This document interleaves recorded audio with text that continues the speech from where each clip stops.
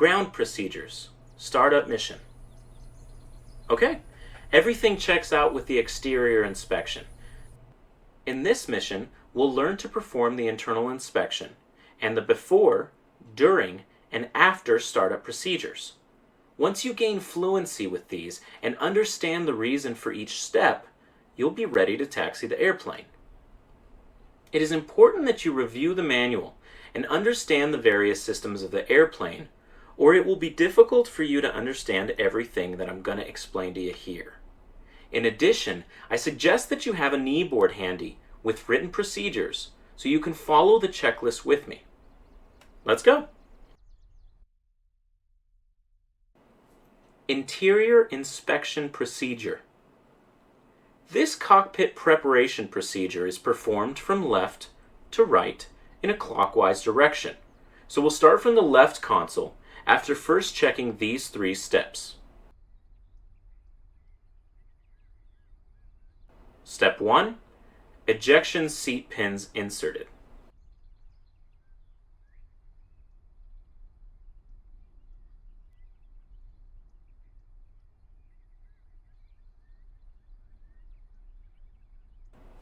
Step 2. Ejection sequence valve in the rear cabin is set as required. Now note that this is not a task for you. This occurs in the rear cabin.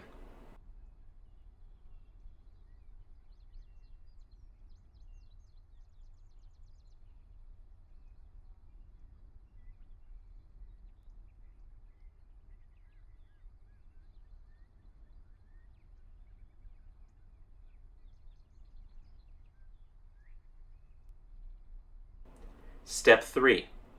Leg restraints, survival kit, harnesses, and pedals are adjusted.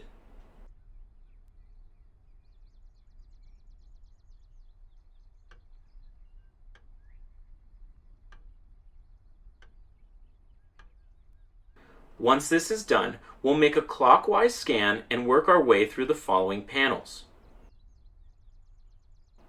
Now on to the left console. Note the circuit breakers panel. Most of the aircraft's breakers or circuit breakers are in the circuit breakers panel.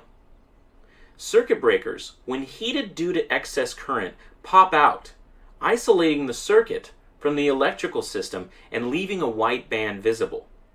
Pressing the breaker once it is cooled will reconnect the system.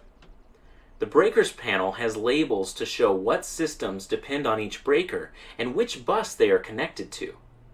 I recommend that you know by heart the position of the breakers for at least the essential equipment connected to the main bus, as well as where the circuit breakers for the landing gear and trim are, so that in case of an emergency, you can locate them quickly.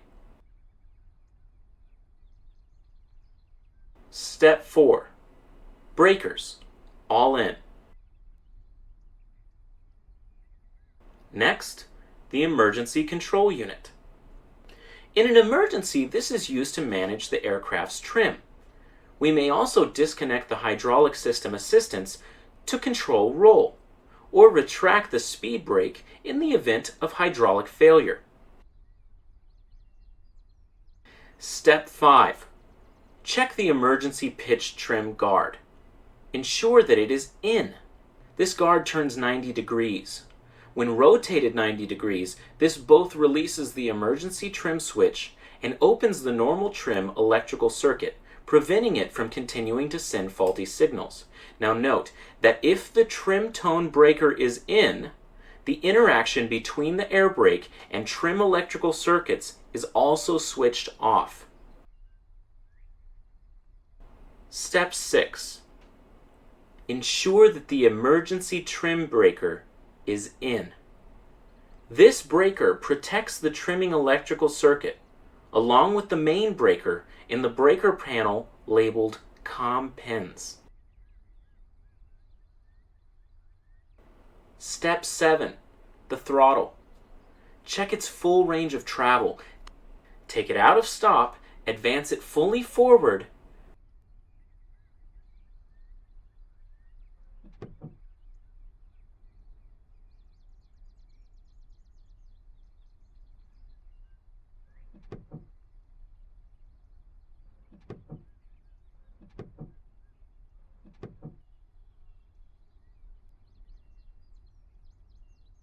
Then bring it back and leave it in stop. Now to the engine control panel. With this, we will control engine start and ignition. In addition, it will let us use GPU current. Step 8. Ensure that your ignition is set to off.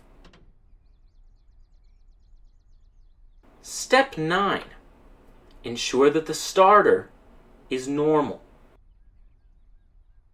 Step 10. Ensure that the GPU is on. To do this, press left shift Chief, turn on the ground power. and P, and we'll have a GPU connected to the airplane and ready to provide power later on when you press the Corey. Ground power is now on. Corey is a button that acts as a switch, and to know whether it's connected or not, note the illuminated inscription. The name Corey comes from its creator, Boris Corey. Now on to the fuel panel. This allows us to manage the airplane's fuel. Step 11. Check the pumps in the front cabin and ensure they are set to off.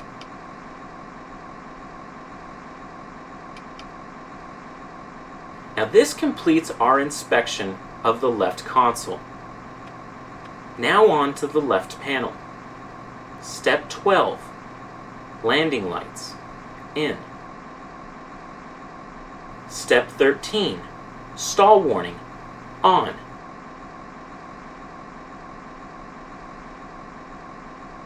Step 14. Parking brake. Set.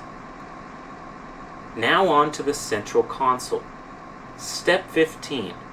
Accelerometer reset to 1G. Step 16.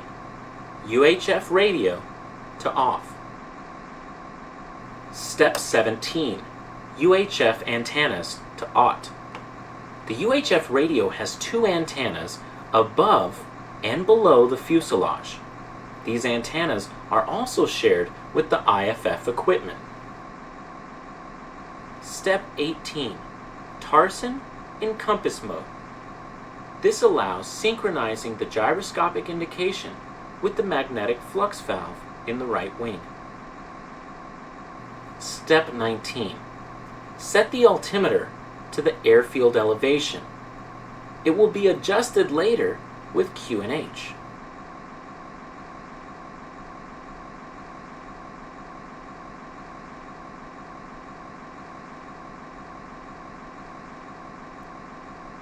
Step 20. Set the clock. Now notice it's mechanical, not an electrical clock. Step 21. Emergency horizon locked. Step 22. IFF off. Now let's move to the right panel.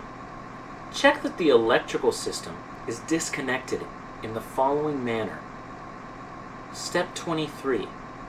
The inverter set to off.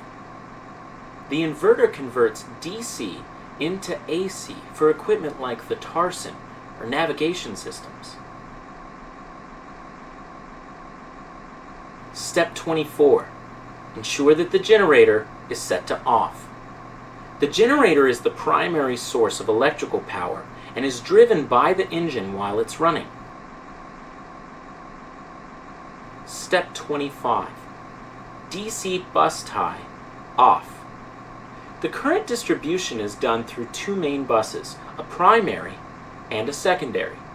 To put it another way, each bus is simply a line that provides power to a group of equipment. Leaving the switch off ensures that the primary and secondary bus will be disconnected from each other. Step 26. Batteries off. The two batteries are a secondary source of energy, especially when the aircraft is not powered by the generator or the GPU, either while on the ground before start or due to an engine stop in flight. In the latter case, The batteries would normally provide enough power for about 30 minutes after turning off all non-essential equipment. Next, let's flow to the right console. Now check out the oxygen panel. Step 27. The cabin altimeter displaying the airfield elevation. Once the airplane is pressurized and once we have connected the air conditioning system and are above 8,000 feet during flight, it should keep showing a cabin altitude of 8,000 feet as we climb until the aircraft reaches about 20,000 feet. Above that altitude, if we go on climbing, the system is no longer able to maintain a cabin altitude of 8,000 feet because the pressure difference between the outside and interior is too high. Let's go to the lighting panel. The lighting panel allows us to control both interior and exterior lighting. Step 28. Ensure that the interior lighting is set to off. Step 29. Position light to bright. Now these are the wingtip green and red lights, a white light in the tail, and 2 white silhouette lights.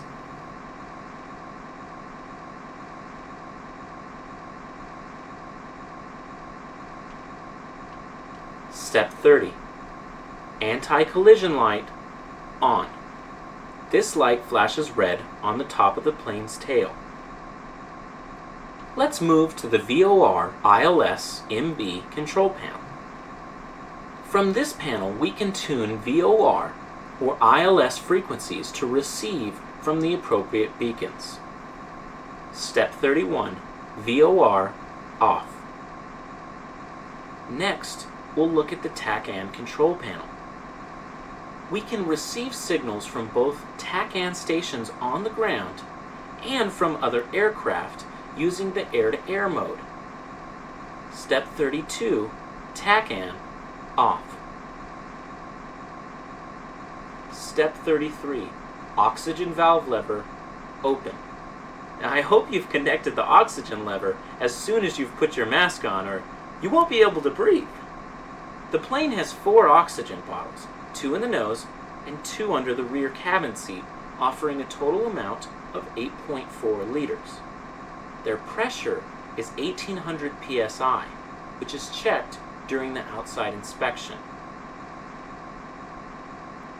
Now let's look at the VHF control panel. Step 34. VHF off. The VHF enables communication in the frequency range from 116 to 149.975 megahertz. Yeah, I've looked in the manual. Its main elements are a transceiver, the control unit itself, and the antenna.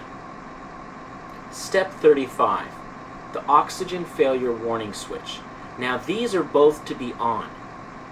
Now however, this switch is located in the rear cabin, so there's no need for you to do anything. But you should know the system provides a warning in the event that pressure drops below 45 psi in any of the cabins.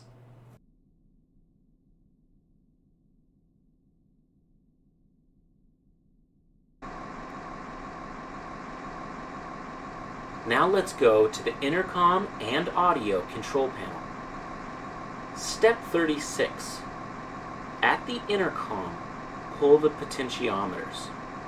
In normal flight, we'll have raised at least the rotaries for the INT, UHF, VHF, hot mic, and hot mic talk. This means that we can listen to communications between the cockpits and with the radio equipment. Once raised, we'll adjust the volume by turning the rotary.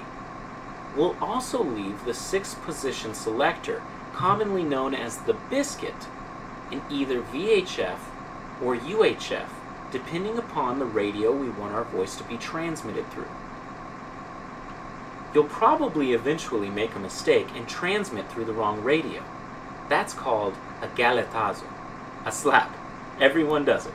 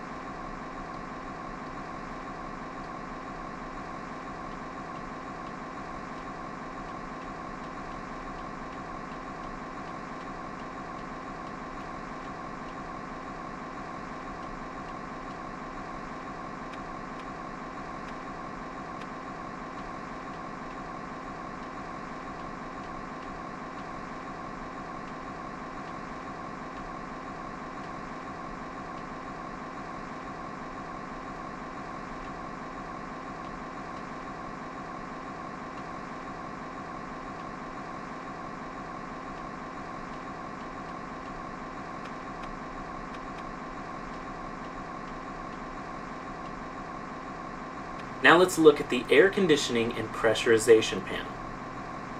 With this panel, we can control the cabin environment, both its pressurization and its temperature. Step 37. Air conditioning set to off. Step 38. The automatic temperature control. If the automatic temperature control fails, we can switch to manual mode. This allows you to manually hold pressed the cold and hot switch so that you can directly open and close the bypass valve. Step 39. Cabin airflow. When the flow is set to the windshield position, the tubes you see along the canopy edges blow air to remove condensation.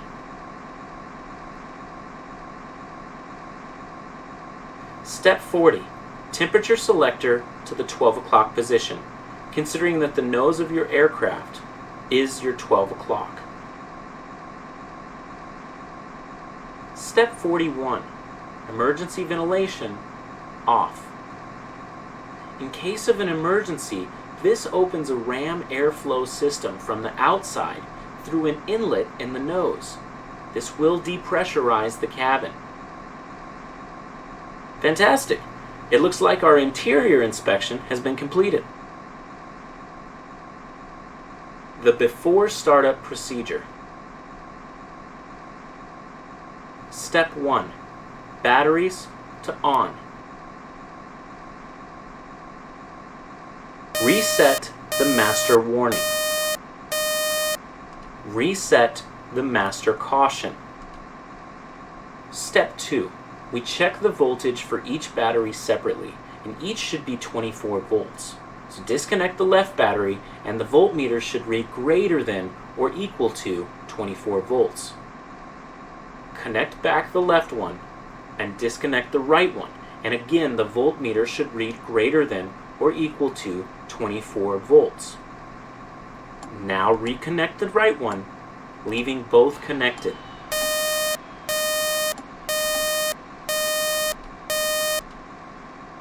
Step 3. GPU on. This allows power to flow from the GPU. Now setting the GPU connection to on automatically disconnects the battery in the generator.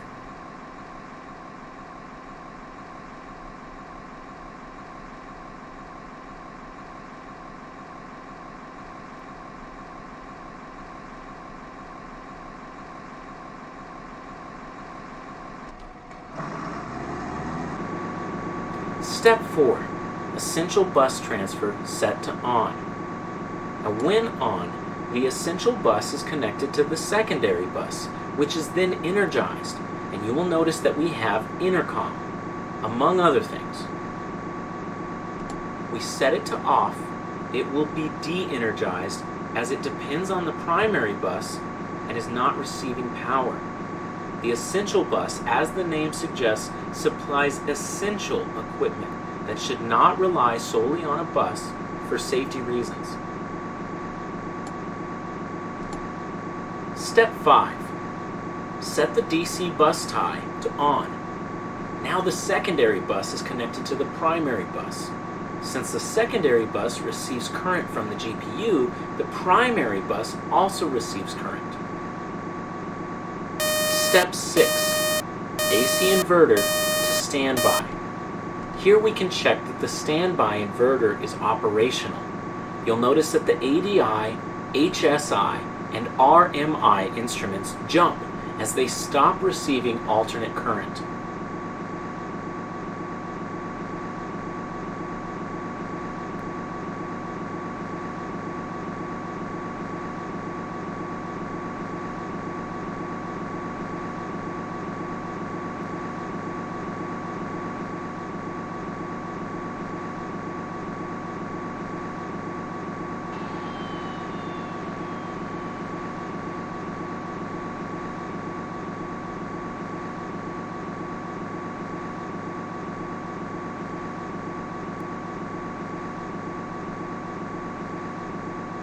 Step 7. Ensure that the intercom is set to open. Now you can note that we already did this in the interior inspection.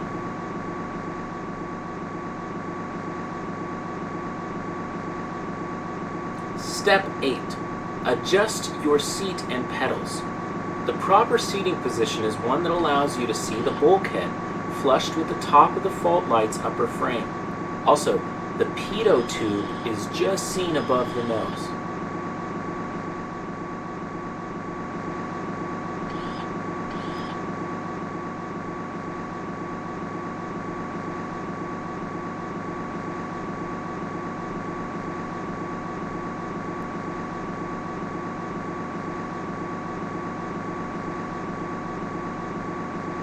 Step 9. The ignition lamp. Press and check it. You will see that when it's pressed, it's turned on. Now this doesn't indicate that the ignition is functioning, it's just to check the bulb.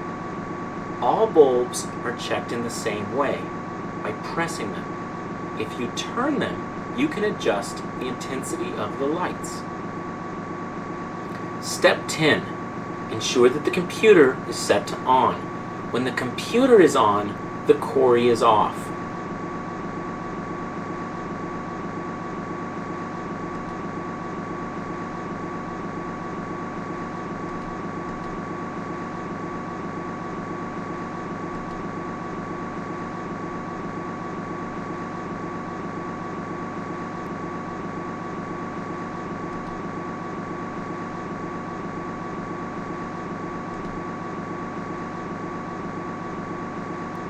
Step 11.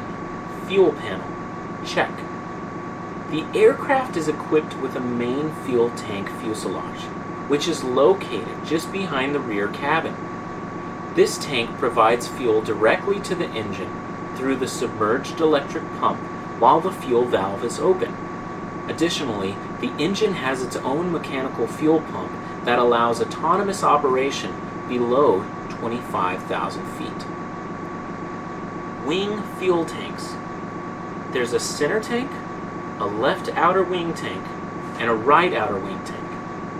The center tank has 2 transfer pumps, and the left outer and right outer tanks have 1 each. To verify the correct operation of the fuel system, follow these steps.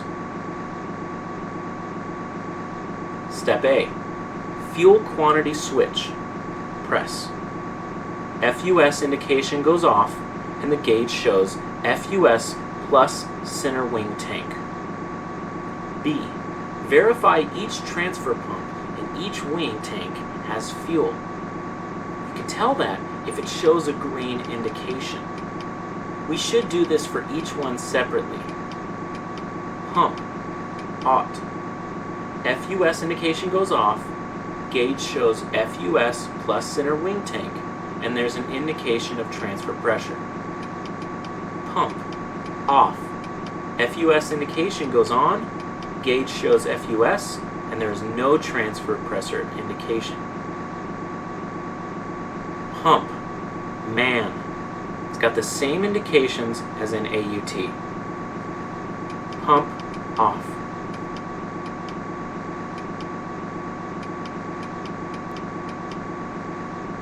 Step 12. Transfer pumps with fuel set to ought. Only connect those pumps in tanks with green indications, showing the presence of fuel. The only difference between ought and man is that when the fuel runs out, if the pump is in ought, it'll turn off.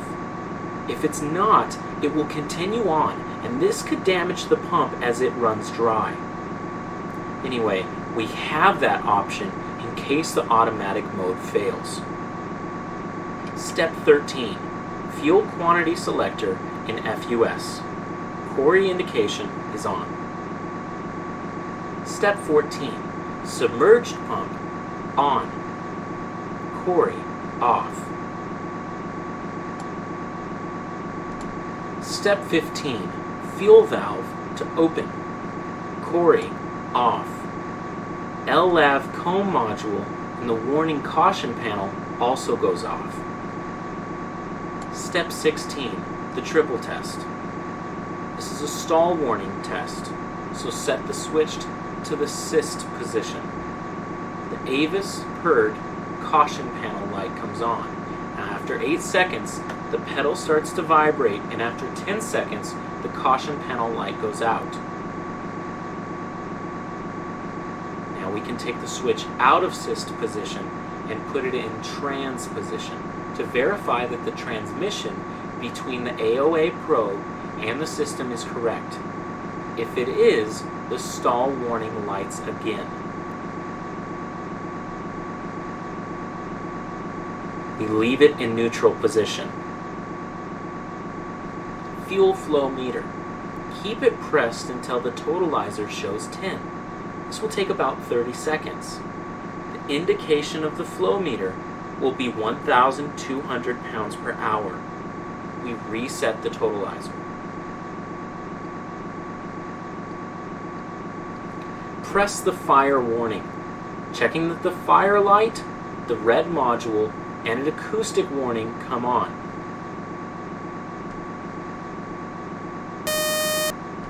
Step 17. Ensure that the voltmeter checks out at 28 volts.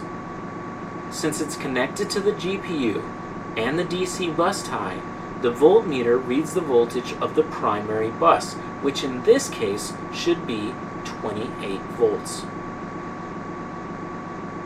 Step 18. The warning caution panel. Dim it, bright it, and test it.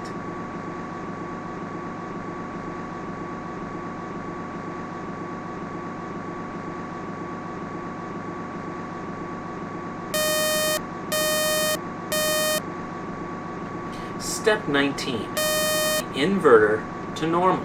Now set it like this. This way, if we have an inverter failure, we will get a warning in the warning caution panel. If we left it in standby and it failed, there would be no warning. Congratulations! The before startup procedure has been completed.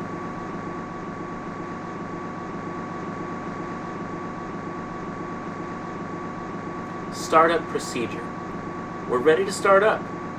Now during the startup, the pilot must be aware of how engine parameters vary, so that in the case of an emergency, they can quickly interrupt the startup and make an emergency exit. That's why we still have the canopy partially or fully open. Remember the possible emergencies that we must be prepared for consideration of on the checklist. Startup abort, engine fire, or overheating on ground, and emergency exit. If there were a fire in the startup, the mechanic would indicate it with the sign of a line 8. Now note the following conditions that must be met to continue with the startup. You must have 4 red, 1 amber, ITT below 200, and 28 volts.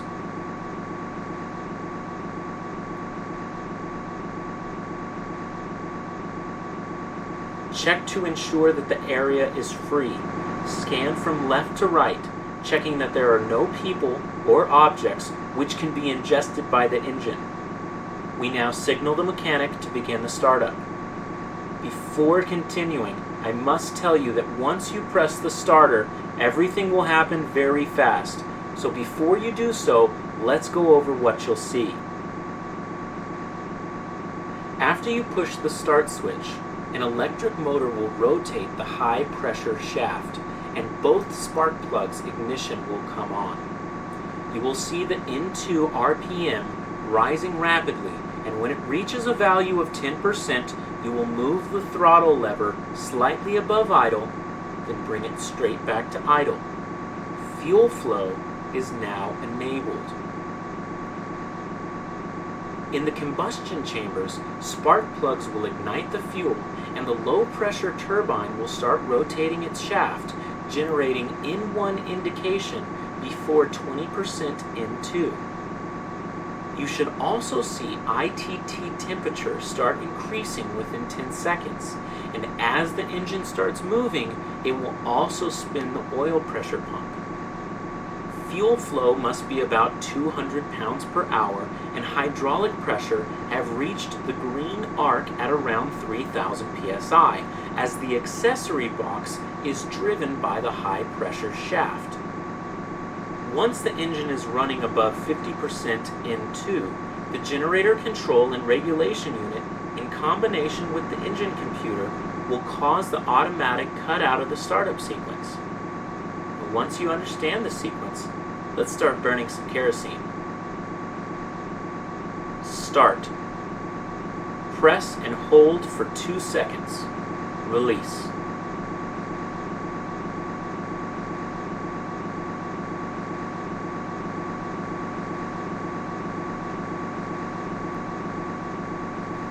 The ignition lamp comes on.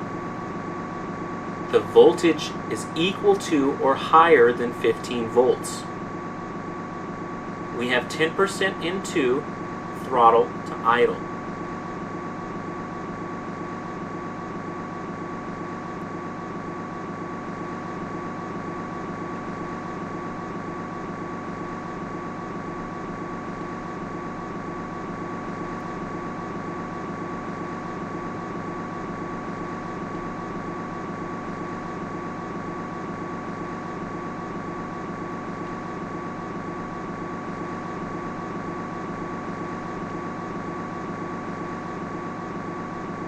We quickly see N1 indication before 20% N2. ITT and oil pressure rise within 10 seconds. Fuel flow meter is stabilized at 200 pounds per hour. The hydraulic pressure turns green at 3,000 psi. At 50% N2, the startup sequence stops, switching off the ignition lamp. Parameters should be stabilized with N1 between 29 to 33% and N2 between 58 and 71%. We have now completed the startup sequence.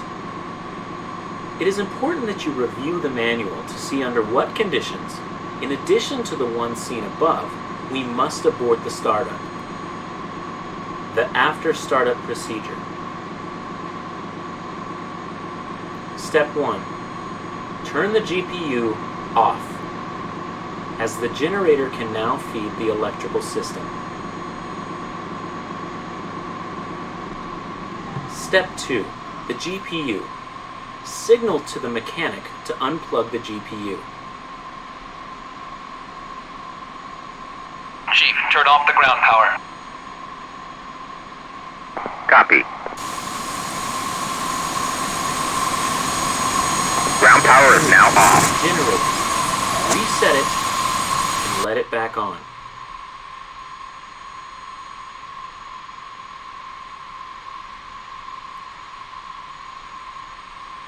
The XGEN-CC red module goes off.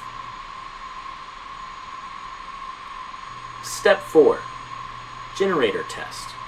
Note that when simulating these failures, the XGen red module lights as well as the master caution.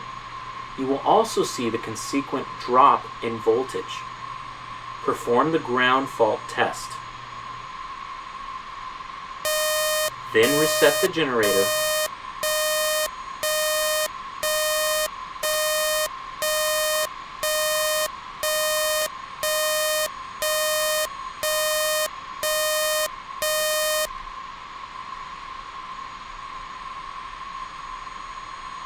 Perform the over-voltage test,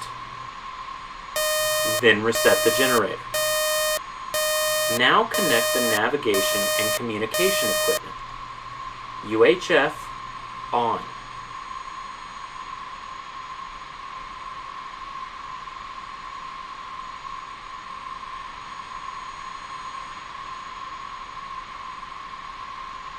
VOR on.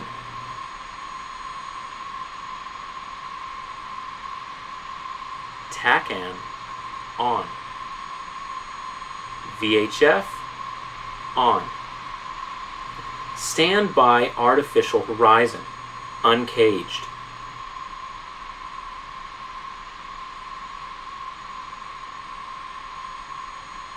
IFF standby. Check to ensure that the hydraulic is in the green range of 3,000 psi.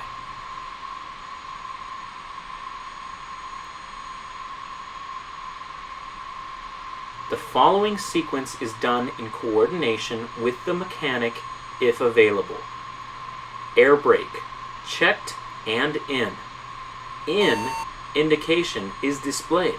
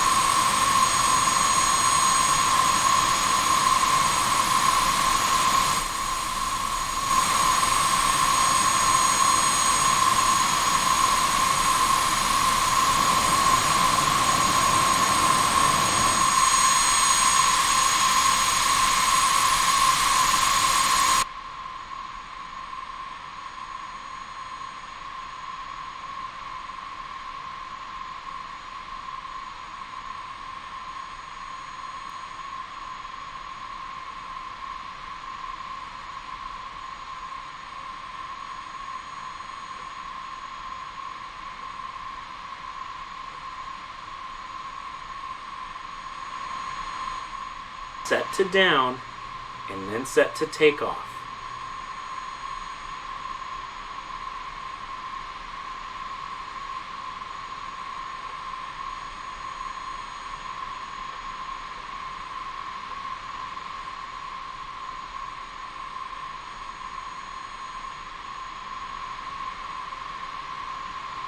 Bank left.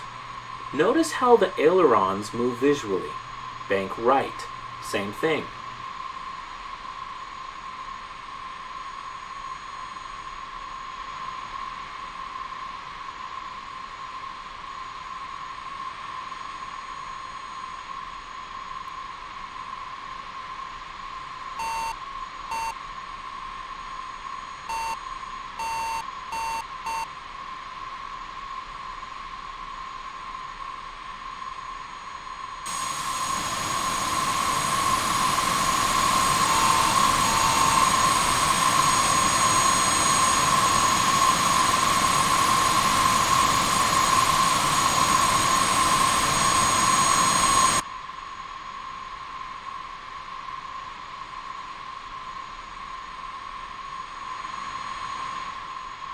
Whenever you trim, you will hear a sound indicating that the system is working.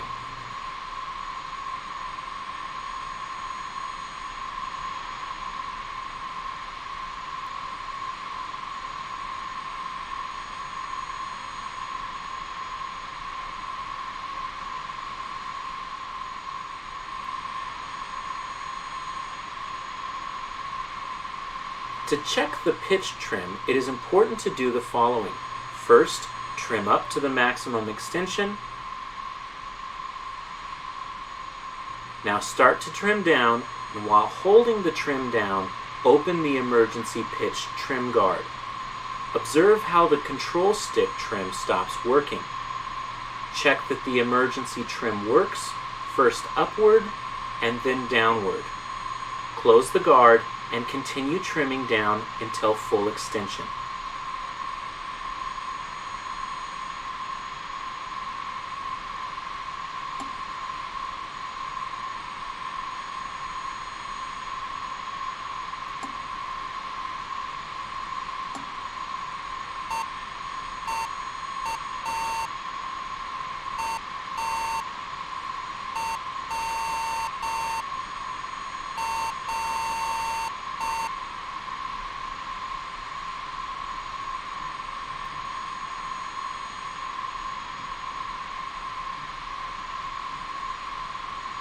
Now trim up until you have an indication of negative 1.5 for takeoff.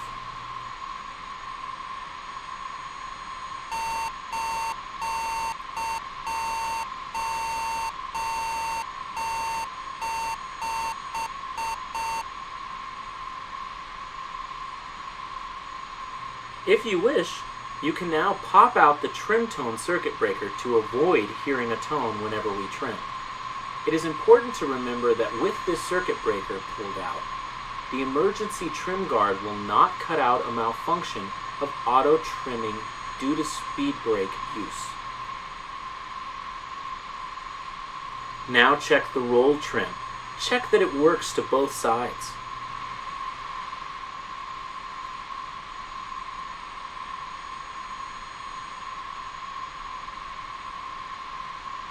Turn on the pitot heating, which besides heating the pitot, will also heat the AOA probe for the stall warning system. Stall warning, on. Check again, it is on.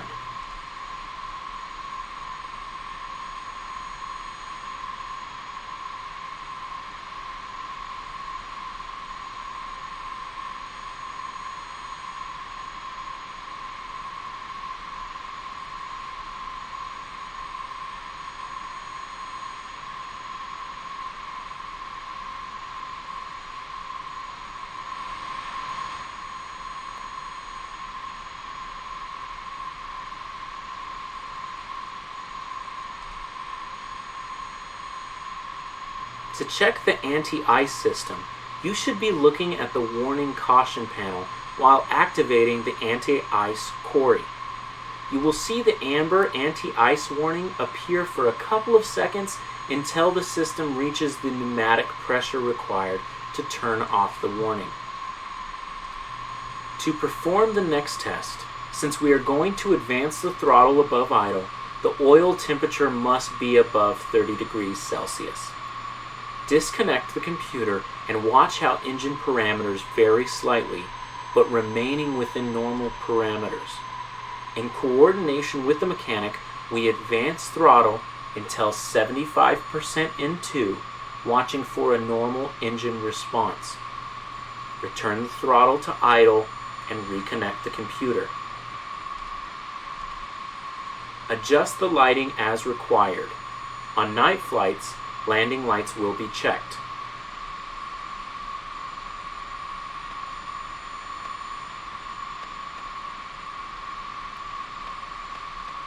Set interior lighting.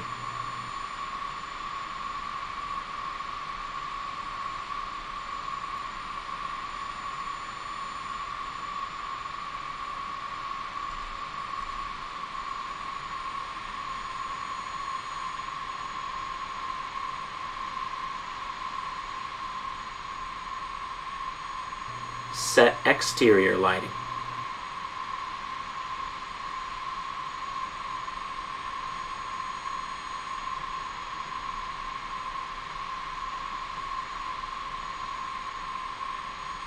If we are about to make an instrument flight, this is the time to check that all navigation equipment is functioning properly.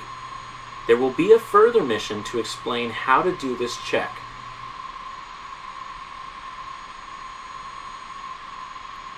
The oxygen is 100% and normal.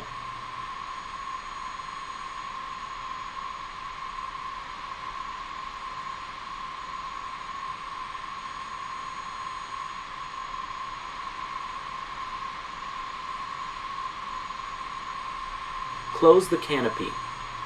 To do this, up in the canopy frame, we have to unlock the handle. Once the canopy is down, we can move the locking handle to lock it. Locking the canopy will extinguish the block cab red module. Air conditioning, reset and on. I doubt you note the pressurization in your ears, but you can imagine it.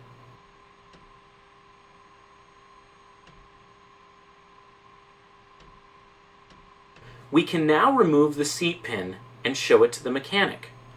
From this point on, if you want to become an ejection seat pilot, you would only need to pull on what you have between your legs, the ejection handle. We already have the plane ready to taxi. I know that the work was hard, but I must tell you, the next time, you're certainly going to do it faster since you won't have to listen to all these explanations. Practice until you gain fluency, and I'll see you in the next mission.